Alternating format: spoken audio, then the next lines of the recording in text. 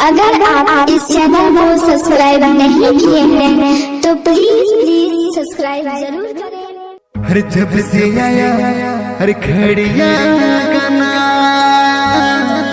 हर market में धूम मचा हर जहाँ भी जाओ ना तो तारुन कर खड़िया गाना बजेला। अगर आप अपनी आवाज को एक नया पहचान देना चाहते हैं तो चले आइए मल्टी ट्रैक रिकॉर्डिंग के लिए हमारे JRK स्टूडियो सामटोला सिमडेगा।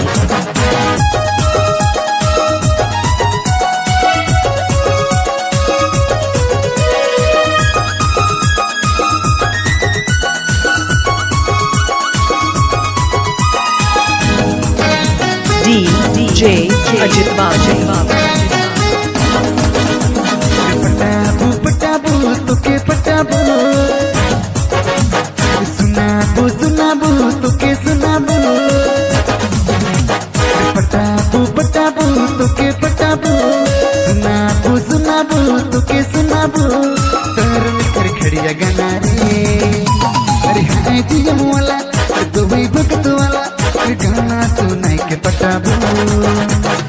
हाय जीएम वाला जादू टोना वाला सुनाई की तुके पटाबू पटाबू पटाबू तुके पटाबू सुनाबू तुके सुनाबू।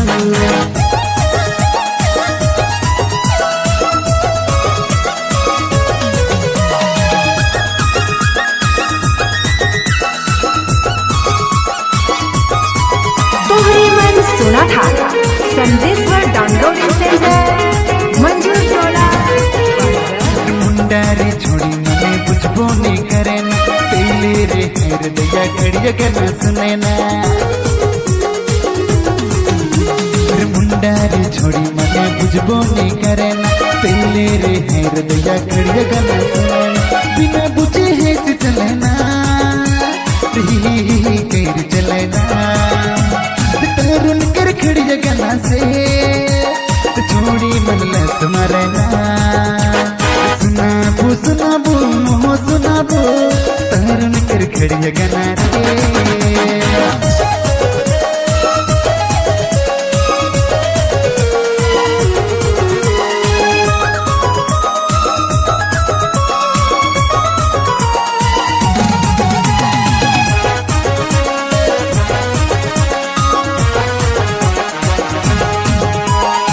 अजीत बाबू अपनी गर्लफ्रेंड के लिए एक गाना बनाया है।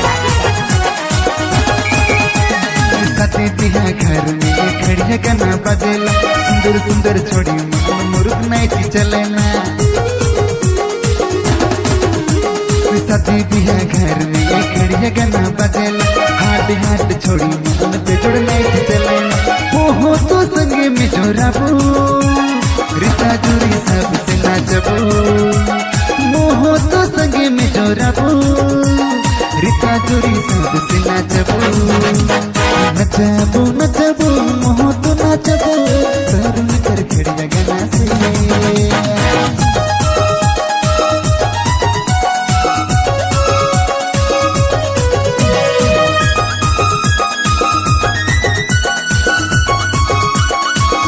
तुम्हारे मन सुना था संदेश पर डाउनलोडिंग सेंटर मंजूर टोला।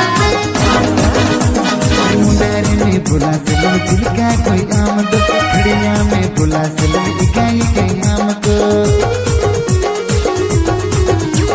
मुंडारी में बुला सलम चिलका कोई आम दो खड़िया में बुला सलम इकाई के आम दो।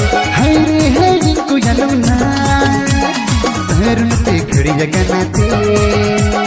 हाय रे है इनको यलुना तरुण से खड़िया गाना थे। पटाबू पटाबू तुके पटाबू सुनाबू तुके सुनाबू।